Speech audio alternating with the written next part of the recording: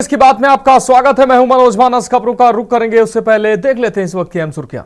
PM Modi का Paris दौरा। AIA action summit में पीएम मोदी ने लिया हिस्सा। नई तकनीकी से होने वाले फायदे के बारे में विस्तार से अपनी बात रखी। दुनिया को बताया एआई से नौकरियों के लिए अवसर बनेंगे। अरविंद केजरीवाल ने पंजाब विधायकों से की मुलाकात। बैठक में भगवंत मान, मनीष सिसोदिया भी हुए शामिल। केजरीवाल ने 2027 में मजबूती से लड़ने की बात कही।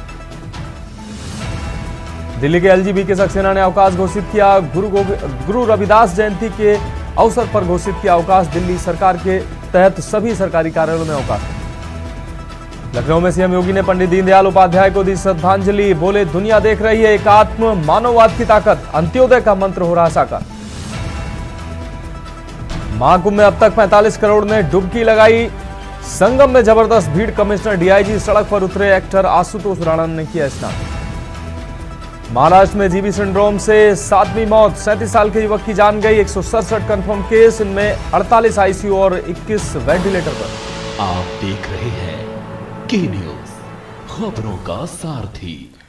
और अब खबरें विस्तार से। दिल्ली चुनाव में हार के बाद आम आदमी पार्टी और उसके नेताओं की मुश्किलें कम होने का नाम नहीं ले रही। मतगणना से एक दिन पहले आम आदमी पार्टी के नेताओं द्वारा बीजेपी पर 16 उम्मीदवार को 15 करोड़ रुपए ऑफर देने और मंत्री बनाने के मामले में जल्द बड़ी कार्रवाई हो सकती है।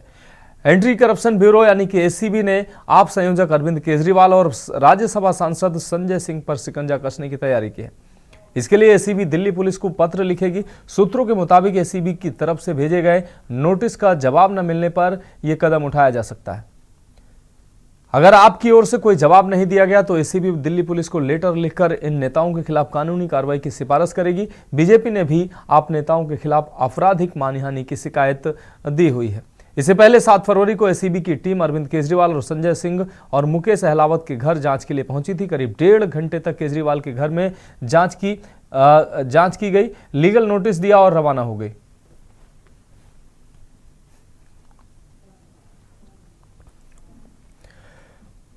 अगली अहम खबर का रुख करते हैं। हरियाणा के जिले फरीदाबाद के डबुआ थाना इलाके में गाजीपुर रोड स्थित राम वाटिका के पीछे सोमवार की देर शाम एक 4 साल की मासूम बच्ची लहूलुहान अवस्था में मिली, जो खून से लथपथ थी। आसपास के लोगों ने मासूम बच्ची को कपड़े से ढका और कपड़े से ढककर इसकी सूचना स्थानीय पुलिस को दी। घटना की सूचना मिलने के बाद मौके पर पहुंची पुलिस ने बच्ची को बादशाह खान सिविल अस्पताल में मेडिकल परीक्षण के लिए भिजवाया, जहां पर बच्ची की हालत गंभीर देखते हुए बच्ची को फरीदाबाद के लिए एक निजी अस्पताल में इलाज के लिए भर्ती कराया गया।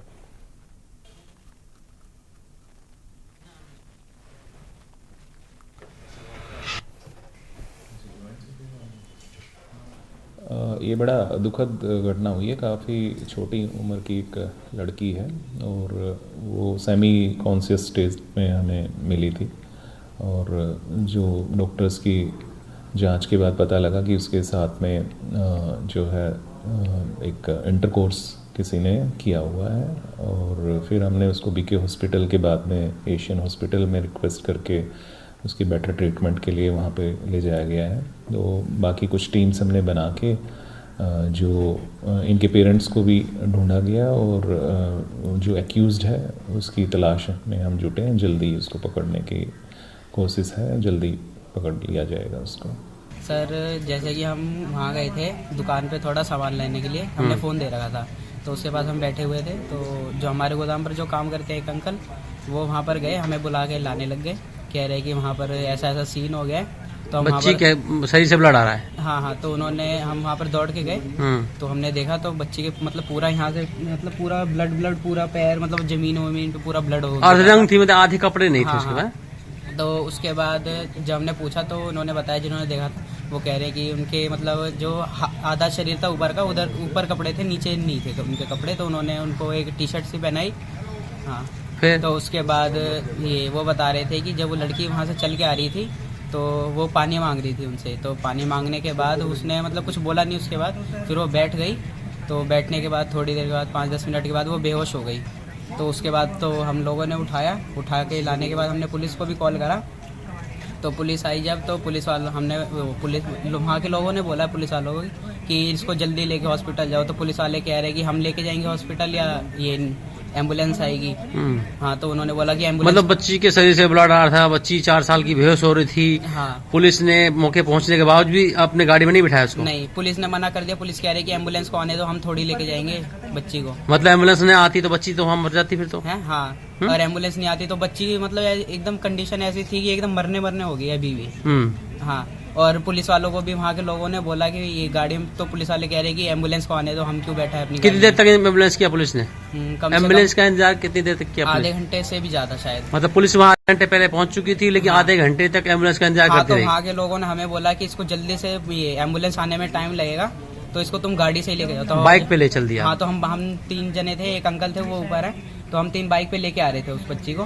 तो बीच रास्ते में एम्बुलेंस मिल गई, तो हम, क्योंकि हमने कॉल करा था तो हमको पता लगे कि ये वहीं जा रहे हैं, तो हमने एम्बुलेंस को रुकवाया, तो उसमें बच्ची को डाला, तो वो यहाँ हॉस्पिटल में लाके ऊपर। अभी बच्ची की हालत खराब है? हाँ, अभी तो मतलब सीरियस कंडीशन में ही है वो। ठीक।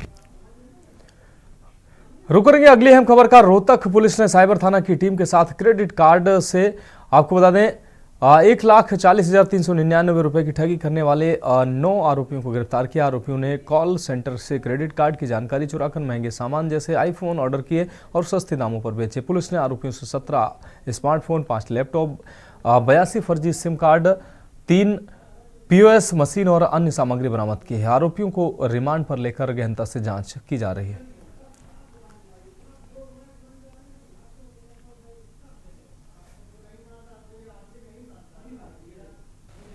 ये बड़ा दुखद घटना हुई है। काफ़ी छोटी उम्र की एक लड़की है और वो सेमी कॉन्शियस स्टेज में हमें मिली थी। और रुकेंगे अगली अहम खबर का। यमुनानगर के थाना बिलासपुर में एक व्यक्ति ने पुलिस सब इंस्पेक्टर एवं पुलिस जवान को अपनी गाड़ी से कुचलने का प्रयास किया। दोनों को चोट आई, उन्हें अस्पताल में दाखिल कराया गया। थाना प्रभारी ने जब आरोपी की गाड़ी का पीछा किया तो उसने थाना प्रभारी की गाड़ी को भी टक्कर मारी। बाद में आरोपी की गाड़ी कीचड़ में फंस गई, जिसे काबू किया गया। बिलासपुर थाना प्रभारी जगदीश चंद्र ने बताया कि बिलासपुर थाना में एक व्यक्ति ने तेजी से गाड़ी थाने के अंदर ले गया। जब उसने संतरी और पुलिस कर्मचारियों ने सवाल उससे किया तो इस दौरान आरोपी ने ईश्वर सिंह सब इंस्पेक्टर और एक जवान पर गाड़ी चढ़ा दी। दोनों को चोटें लगी हैं, जिसके बाद वह गाड़ी को भगा ले गया।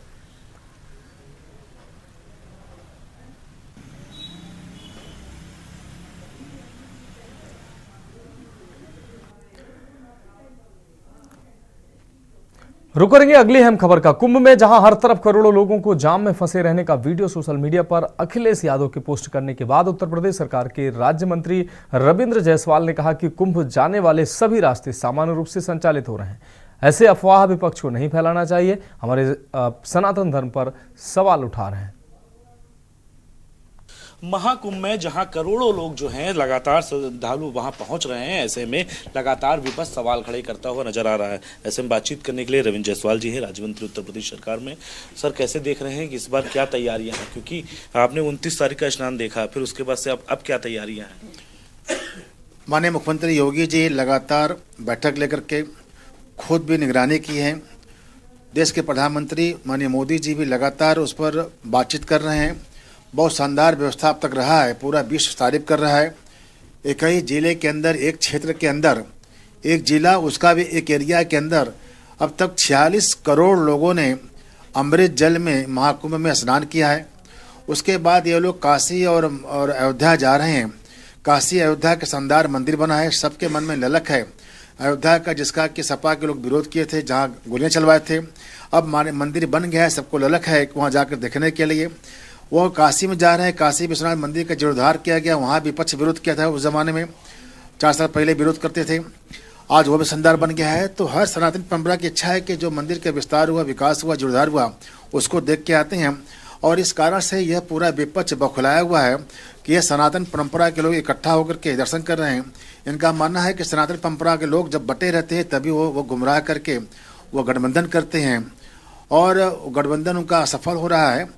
इस कारण से वह राजनीति करने के बजाय इस आस्था पर, विश्वास पर चोट कर रहे हैं, जो निंदनीय है। अखिलेश यादव ने ट्वीट करके कहा कि लोग जो हैं घंटों घंटों जाम फंसे रह रहे हैं। आप स्वयं बनारस से आते हैं, आप भी उसी रास्ते से लखनऊ पहुंचे होंगे, कैसे देखें मार्ग? कल मैं कुंभ गया था, बनारस से 3 घंटे के अंदर पहुंच गया, आराम से पहुंच गया। मैं वहां से निकला लखनऊ के लिए 4 घंटे में यहाँ पहुंच गया है। अखिलेश यादव को हमने ट्वीट देखा है कि 300 किलोमीटर जाम लगा है। ये गुमराह करते हैं, मिसगाइड करते हैं, धोखा दे रहे हैं और यह सरकार के अच्छे काम का विरोध कर रहे हैं। मेरा मानना है कि राजनीति करना चाहिए। अटल बिहारी वाजपेयी जी साहब जो विपक्ष में रहते हुए जब इंदिरा गांधी जी प्रधानमंत्री थे और हमने पाकिस्तान से युद्ध हुआ है तो उन्होंने दुर्गा के रूप में इंदिरा जी का नाम दिया था। उसी प्रकार से आज ये पूरे देश की गौरव की बात है, यह प्रदेश की गौरव की बात है। विपक्ष को चाहिए सरकार की सराहना करे और उसको तारीफ करना चाहिए ताकि विश्व के लोगों में जाए कि हम सब लोग एक साथ खड़े होकर के इस आस्था वाले पर्व में एक साथ मिलकर काम कर रहे हैं। ये केवल सरकार का पार्ट नहीं है, ये तो विपक्ष का पार्ट भी है, सनातन परंपरा का है। कोई बड़ा पर्व है, साथ मिल करना चाहिए उनको। बनारस से ही कांग्रेस के प्रदेश अध्यक्ष अजय राय आते हैं। उन्होंने कल कहा कि भीड़ ज़्यादा होने की वजह से मैं प्रयागराज जा नहीं पा रहा हूँ क्योंकि जगह जगह जाम लगा हुआ है। वह प्रयागराज जा नहीं रहे, हमला इसलिए कर रहे हैं कि लुंगी टोपी वाला उनका वोट बैंक है और लुंगी टोपी वाला वोट बैंक के लिए लगातार बोल है क्योंकि बनारस जनता ने उनको 4 बार नकार दिया है। 4 बार लोकसभा में नकार दिया है, विधानसभा नकार दिया है। तो ये नकारे वही लोग हैं जो सनातन हमला कर रहे हैं। अच्छा, कल एक बड़ी बैठक हुई है मुख्यमंत्री योगी आदित्यनाथ के द्वारा, अधिकारियों के साथ बैठक की गई। कई अधिकारियों को वहां पे भेज भी दिया गया है। कल का जो स्नान होना है उसकी क्या तैयारियां, क्या रूपरेखा होनी है? माननीय मुख्यमंत्री जी लगातार कल भी बैठक ली है, सारे अधिकारी भेजे हैं, वार रूम में खुद बैठे हुए हैं। बहुत शानदार व्यवस्था किया गया, सारे सीनियर अधिकारी वहाँ लगे हुए हैं और अधिकारी लगातार मूवमेंट कर रहे हैं। शानदार व्यवस्था कल भी है, इसके पहले भी थी। एक दुर्घटना किसी ने अफवाह करके फैला दिया था, दुर्घटना हुआ था और सरकार उसको भी खोज लिया है कि कौन कौन लोग थे जो अफवाह फैलाए थे। अब अफवाह फैलाने वाले खैर नहीं है, इस कारण से सरकार पूरी अलर्ट है। शानदार व्यवस्था कल भी रहेगी। अफवाह नहीं, 30 लोगों की तो मौत हुई थी, आपने लोग खुद आंकड़े जारी किए। मेरा कहना मतलब कि 30 लोग अफवाह कारण से मौत होती। आज जो लोग रोते हैं विपक्ष के लोग, उनसे मैं कहना चाहता हूँ हमने तो 25-25 लाख रुपया दिया था। ये वही लोग हैं जो राम जन्मभूमि के आंदोलन में सैकड़ों लोगों को मार दिया था। इनको छोड़ दी मौजा देना, इनको मरवा दिया था लाठी से, गोली से, जेल बजा। हम भी जेल गए थे उसमें 3-3 बार। तो यह वो लोग हैं जो सनातन परंपरा पर हमला किए, मरवाए, उनको जेल भेजे, गोली चलवाए। यह बात कर रहे हैं। बहुत बहुत धन्यवाद हमसे बातचीत करने के लिए। ये थे उत्तर प्रदेश सरकार में राज्य मंत्री रविंद्र जायसवाल जी, जिनका साफ तौर पे कहना है कि ये वही लोग हैं जो कभी राम के नाम पर जो है लोगों को मरवाते थे और आज धर्म और आस्था की बात करते हैं। कैमरामैन रमेश वर्मा के साथ मैं संदीप मिश्रा, के न्यूज़, लखनऊ। तो देश की बात में वक्त एक ब्रेक का, जल्द हाजिर होंगे। आप देख रहे हैं के न्यूज़, खबरों का सारथी। ब्रेक के बाद देश की बात में एक बार फिर से आपका स्वागत है। रुक करेंगे अगली अहम खबर का। मेरठ के मवाना थाने में 2 गौकसों ने पुलिस के डर से सरेंडर किया। हाथों में पोस्टर लेकर थाने पहुंचे गुलफाम उर्फ गुल्लू और शहजाद ने अपनी पहचान बताई और कहा कि वे अब गौकसी नहीं करेंगे। पुलिस के सामने माफी मांगते हुए दोनों ने कसम खाई कि भविष्य में ऐसी गलती नहीं करेंगे।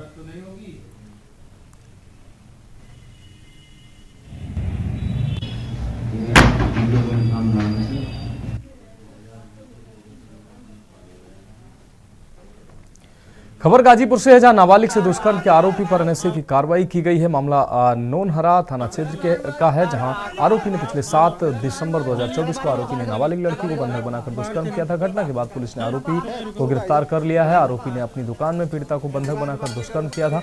आसपास के लोगों ने खोजबीन करते हुए पीड़िता को दुकान के अंदर से बरामद किया था। इस मामले में पुलिस ने आरोपी पर रासुका की कार्रवाई की है। तो वो शर्म होना चाहिए। 7/12/2024 को थाना नोनहरा के अंतर्गत एक व्यक्ति शब्बीर अहमद, जो कि एक दुकान वहाँ पे चलाता था, तो उसके द्वारा एक बच्ची को जो कि नाबालिग थी उसको बंधक बनाकर उसके साथ दुष्कर्म किया गया। एवं उसको वहाँ पर बंधक बना के भी रखा गया, जिसको कुछ लोगों ने जब देखा, समाज के लोगों ने, तो उसको वहाँ से बचाया गया। पुलिस भी वहाँ मौके पर पहुँची, तत्काल बच्ची को निकाल कर उसका ट्रीटमेंट करवाया गया था, जिसको लेकर जो समाज में काफ़ी इशू उस समय क्रिएट हुआ था और काफ़ी लोगों ने इस बात का विरोध भी किया था। और क्योंकि प्रकरण 2 समुदायों से जुड़ा हुआ था तो लॉ एंड ऑर्डर की स्थिति भी बनी थी, जिसके लिए हमें कई दिनों तक वहाँ पर ड्यूटीज़ लगानी पड़ी थी, सतर्कता रखनी पड़ी थी और लोगों को काफ़ी समझाना बुझाना पड़ा।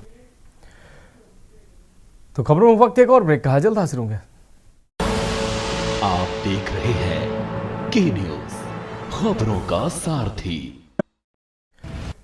ब्रेक के बाद इसकी बात में एक बार फिर से आपका स्वागत है। बढ़ेंगे अगली अहम खबर की ओर। फर्रुखाबाद के कायमगंज में तंबाकू उद्योगपति विनय अग्रवाल, तृप्ति अग्रवाल और त्रिनय अग्रवाल द्वारा मोहल्ला पृथ्वी दरवाजा स्थित अपने आवास पर विशाल एवं भव्य सुंदरकांड पाठ का आयोजन किया गया। कार्यक्रम का शुभारंभ मुख्य अतिथि मधुरानी अग्रवाल और आयोजकों द्वारा विधि पूर्वक श्री राम दरबार और श्री हनुमान जी की पूजा अर्चना से किया गया। कासगंज से आए भजन गायकों द्वारा प्रस्तुत किए गए श्री राम, हनुमान जी और श्री खाटू श्याम के भजनों पर श्रद्धालुओं ने उत्साह से नृत्य किया। कार्यक्रम के अंत में श्रद्धालुओं को प्रसाद वितरित किया गया और विशाल भंडारे में स्वादिष्ट भोजन का वितरण किया गया।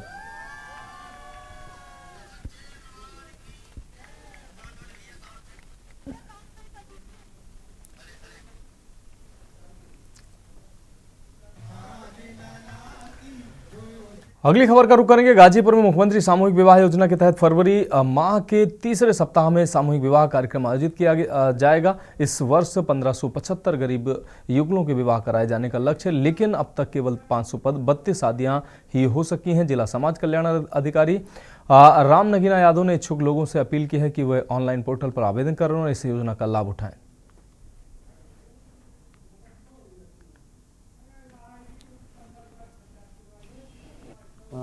हमारे समाज कल्याण विभाग द्वारा माननीय मुख्यमंत्री जी के सौजन्य से मुख्यमंत्री 1575 हमारे समाज कल्याण विभाग द्वारा माननीय मुख्यमंत्री जी के सौजन्य से मुख्यमंत्री सामूहिक विवाह योजना का संचालन किया जा रहा है।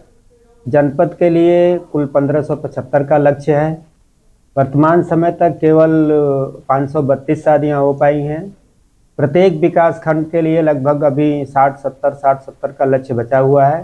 तो हमारी जनता से ये अपील है कि जो लोग भी इस मुख्यमंत्री सामूहिक विवाह के आयोजन में शामिल होना चाह रहे हैं, फरवरी माह के तृतीय सप्ताह में विवाह का आयोजन किया जाएगा। रुक करेंगे अगली अहम खबर का। सीतापुर के महमूदाबाद में रामपुर मथुरा मार्ग पर गन्ना लदे ट्रक और मारुति वैन के बीच भीषण टक्कर हो गई। ये हादसा नूरपुर पुलिस चौकी के पास हुआ, जहां ओवरलोड ट्रक ने वैन को टक्कर मार दी। ये टक्कर में वैन के परखच्चे उड़ गए और वैन में सवार 2 लोग गंभीर रूप से घायल हो गए। वैन चालक उमेश तिवारी को गंभीर हालत में लखनऊ के ट्रामा सेंटर में रेफर किया गया। हादसे के बाद स्थानीय लोगों और पुलिस ने घायल को अस्पताल पहुंचाया।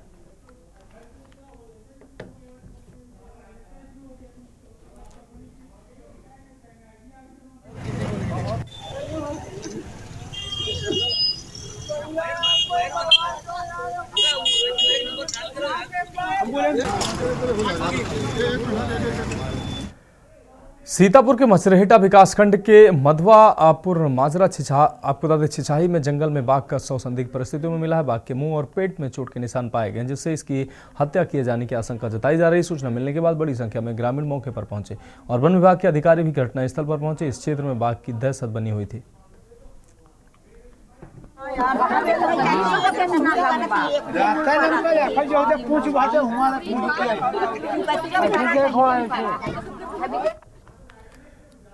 संसद के चालू बजट सत्र का आज 8वां दिन है। आज भी दोनों सदनों में आम बजट 2025-26 पर चर्चा जारी है। अखिलेश यादव ने कहा कि चांद पर पहुंचने से क्या फायदा जब जमीन की समस्याएं आपको नहीं दिखती हैं।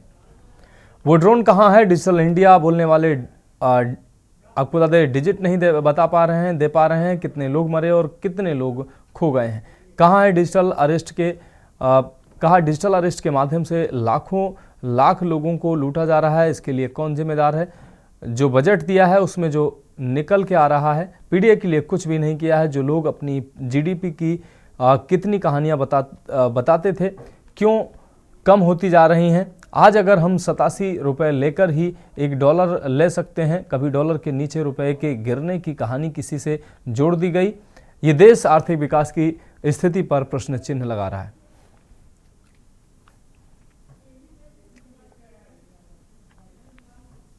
क्या ये विकसित भारत की तस्वीर होगी जिसमें आप ट्रैफिक मैनेज नहीं कर पा रहे हैं? आप हर शहर में ये कहा गया कि कोई शहर से निकले नहीं, सब के सब वहीं पर रुक जाएं, आगे नहीं जा सकते, दर्शन नहीं कर सकते। अगर ये सच्चाई नहीं है, सभापति महोदय, सब बॉर्डर सील हुए हैं, जितना भारत के लोग सब बॉर्डर सील हुए हैं, और फिर चांद पर पहुंचने का क्या फायदा जब जमीन की समस्याएं न दिखती हों आपको। हरदोई मेडिकल कॉलेज में स्वास्थ्य विभाग की बड़ी लापरवाही सामने आई है। आपको बता दें, दरअसल 9 माह पूर्व लगी वार्मर मशीनों को स्वास्थ्य विभाग ने हटवा दिया है। वार्मर मशीनों को हटाकर सरकार के स्वास्थ्य मिशन को बट्टा लगाया गया है। आपको बता दें कि मार्च 2024 में वार्मर मशीनें खरीदी गई थी। स्वास्थ्य महकमे को सरकारी धन उपयोग की चिंता नहीं है। कहा जा रहा है कि मशीनें कमीशनखोरी के तहत जमकर भ्रष्टाचार हुआ था इन मशीनों में। वहीं जिम्मेदार प्रशासनिक स्वास्थ्य महकमे के अधिकारी मौन नजर आ रहे हैं।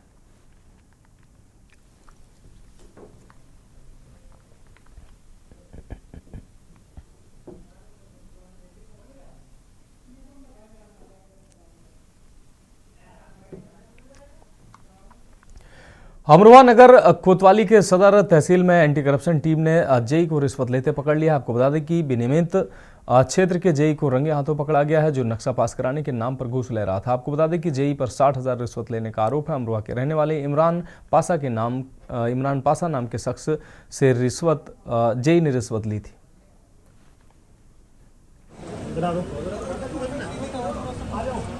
जेई साहब है विनियमित क्षेत्र के श्री भानु प्रताप जी, तो उनकी 60,000 रुपये की डिमांड थी। मेरी दुकान है एक मोहल्ला जट बाजार में, स्टेट बैंक के पास में। मुझे उस दुकान का नक्शा पास कराना था, तो मैंने 4 महीने पहले 5 महीने पहले जो है वो फाइल जमा करा दी थी, लेकिन उसके एवज में 60,000 रुपये की डिमांड की जा रही थी, जो जब तक नहीं दी जा रहे थे तब तक मेरा काम नहीं हो रहा था। अब वो जो इनके माध्यम से इन्होंने मुझसे कहा कि वहाँ पहुँचा दो फोटो स्टेट की दुकान पर। मैं वहाँ फोटो स्टेट की दुकान पर पहुँचाने गया। मैंने टीम को सूचना दे दी, उसके आधार पर टीम ने दोनों लोगों को उठा लिया। खबर जनपद बहराइच से है, जहां डंपर ने कार को टक्कर मार दी। आपको बता दें कि हादसे में कार सवार एक ही परिवार के 5 लोगों की दुखद मौत हो गई। जानकारी के मुताबिक बहराइच लखनऊ राजमार्ग पर स्थित कैसरगंज इलाके में सुबह एक तेज रफ्तार डंपर की कार में जोरदार टक्कर के बाद मौके पर चीख पुकार मच गई। स्थानीय लोगों ने घटना की सूचना कैसरगंज पुलिस को दी। पुलिस ने कार में फंसे लोगों को बाहर निकाला। टक्कर इतनी जबरदस्त थी कि 3 लोगों की मौके पर ही मौत हो गई। वहीं 2 लोगों ने इलाज के दौरान दम तोड़ दिया। पुलिस ने शव को कब्जे में लेकर पोस्टमार्टम के लिए भिजवाया। वहीं हादसे के बाद डंपर चालक मौके से फरार हो गया।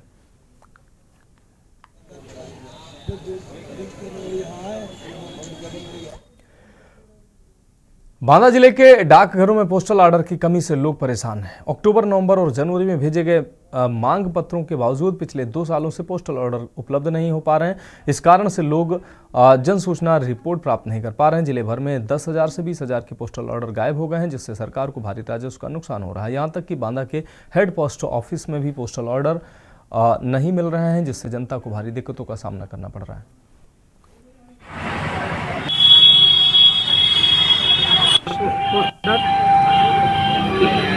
देने आए थे। हाँ, मिला पोस्टल ऑर्डर आपको? जी नहीं, आई नहीं डॉक्टर। तो ऐसे में बिना पोस्टल ऑर्डर के फिर कैसे आरटीआई डालेंगे? इसीलिए सब लोग परेशान होते हैं, नहीं हो सकता। कहते हैं खाने आए थे, हमें जल सूचना के अधिकार जो है तो मांगनी थी, तो हम पोस्टल ऑर्डर मांगने आए। तो यहाँ के कर्मचारियों से मांगा कि हमको पोस्टल ऑर्डर दीजिए, तो उन्होंने कहा कि यहाँ पर 10 रुपये वाला जो है पोस्टल ऑर्डर नहीं मिलेगा, और यहाँ 2 साल से पहले से ही नहीं आ रहा है, इसलिए जो है तो सरकार को जो है आर्थिक क्षति होती है। हम कह रहे हैं इस समय प्रधान डाकघर बांदा के बाहर, और मैं आपको बता दूं कि यहाँ पर जो पोस्टल ऑर्डर है, जिनके माध्यम से लोग जन सूचना मांगते हैं, आज वो पोस्टल ऑर्डर जो है पूरे जनपद में कहीं भी किसी भी डाकघर में नहीं है। यहाँ पर जब हमने यहाँ बात की तो यहाँ लोगों का कहना है कि लगभग 2 साल से पोस्टल ऑर्डर ख़त्म है, और पोस्टल ऑर्डर की डिमांड लगाई गई है 6 जनवरी, अक्टूबर और नवंबर में भी इसके डिमांड लगाई गई थी, लेकिन अभी तक यहाँ पर पोस्टल ऑर्डर प्राप्त नहीं हुए। ऐसे में यहाँ लोगों को भारी दिक्कत का सामना करना पड़ रहा है। डाकखाने में पोस्टल ऑर्डर न मिलने से सरकार को भी भारी राजस्व का नुकसान हो रहा है। ऐसे में जब हमने डाक अधीक्षक से मिलने का प्रयास किया तो उन्होंने मिलने से इनकार कर दिया है और इस मामले पर कुछ भी बोलने से मना किया है। इससे ये लगता है कि यहाँ ये डाक विभाग की जो स्थिति है वो पूरी तरीके से खराब है, और ये पूरे बांदा जनपद का ही नहीं है, मंडल का जो डाक विभाग है ये, और पूरे मंडल में कहीं भी पोस्टल ऑर्डर नहीं है, जिससे जो जन सूचना मांगने वाले लोग हैं वो बिना पोस्टल ऑर्डर के तमाम ऐसी जन सूचनाएँ हैं जो मांगने से रह जाते हैं, या उनको जन सूचना है पोस्टल ऑर्डर न मिलने से नहीं मिल पाती। ग्राउंड जीरो से के न्यूज़ के लिए भगत सिंह। तो खबरों में वक्त एक ब्रेक का है। आप देख रहे हैं के न्यूज, खबरों का सारथी। ब्रेक के बाद खबरों में एक बार फिर से आपका स्वागत है। रुक करते हैं अगली अहम खबर का। खबर जालौन से है, जहां नगर पालिका की उदासीनता के चलते शहर भर में उखड़ी सड़कें और कूड़े के ढेर से जनता परेशान हो गई, जिसको लेकर लोगों का कहना है कि जब से नगर पालिका का चुनाव खत्म हुआ तब से लेकर अब तक उरई शहर की हालत गांव से भी बदतर हो गई। लोगों को गलियों में चलना मुश्किल हो गया। इसके साथ नगर में जगह जगह कूड़े के ढेर से परेशानी बढ़ती जा रही है।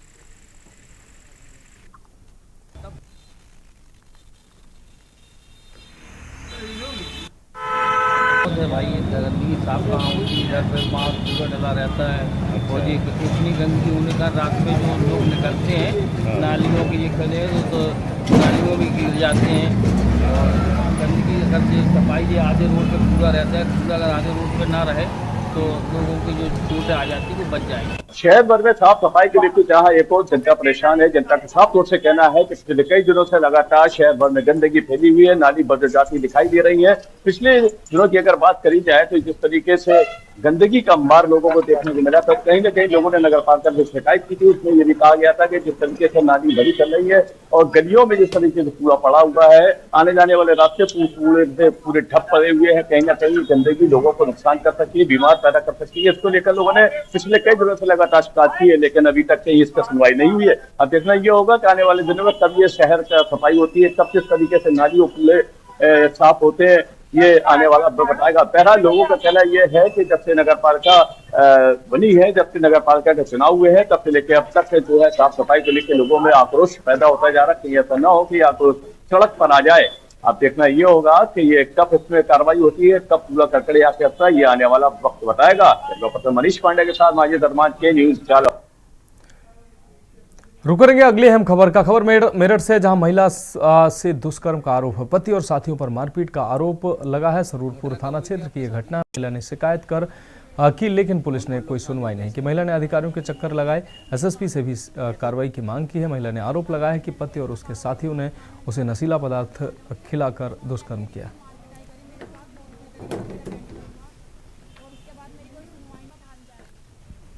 अच्छा, आपकी शादी दूसरी हुई थी है? आपको पता था कि दूसरी शादी है? तो फिलहाल खबरों में वक्त एक ब्रेक का है। ब्रेक के बाद उत्तराखंड की खबरों का रुख करेंगे। आप देख रहे हैं के न्यूज, खबरों का सारथी।